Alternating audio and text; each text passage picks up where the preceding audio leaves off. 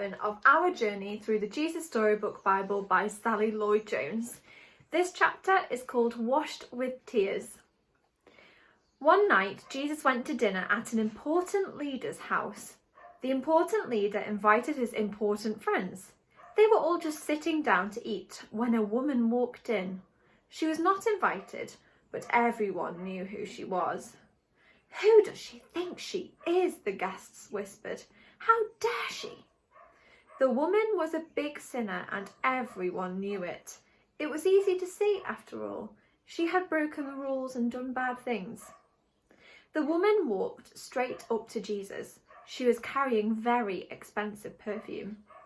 Now, the thing about perfume back then was that it didn't come in bottles. It came in jars, and the jars are made out of precious stone like alabaster.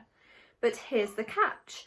The jars didn't have a lid or a stopper or anything, so the only way you got the perfume out was if you broke the jar. Once you broke the jar, that was it. You had no more.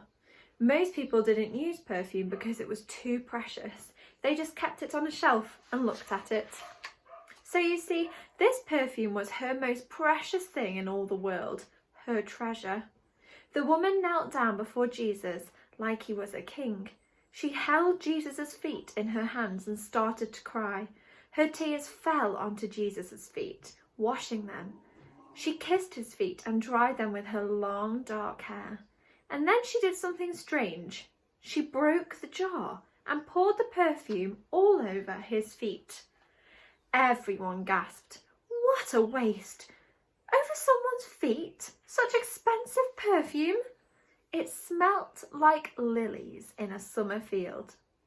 Jesus looked at the woman and he smiled at her. What she had done was the most wonderful thing. Just as Samuel had anointed David, God's true king, all those years before, so this woman had anointed Jesus, not with oil, but with her tears. The important people were cross. They thought Jesus should not be kind to this woman. That woman is a sinner, they grumbled. We're the good ones. And it's true, they did look good from the outside. After all, they were keeping all the rules.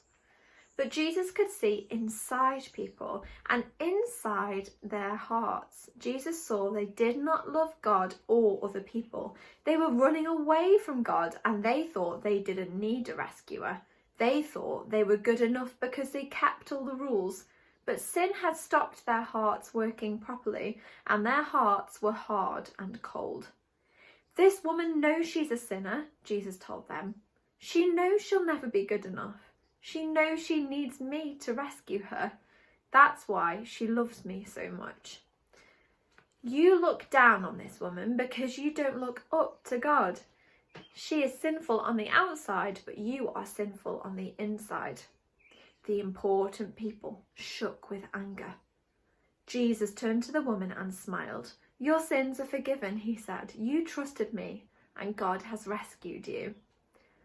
Who does Jesus think he is? The important people whispered. Only God can forgive sins. They didn't believe Jesus was God's son. The more Jesus loved people and helped them, the more the important people and the leaders hated him. They were afraid people would follow Jesus instead of them. They were jealous and angry enough to kill Jesus. See you next week to find out what happens next.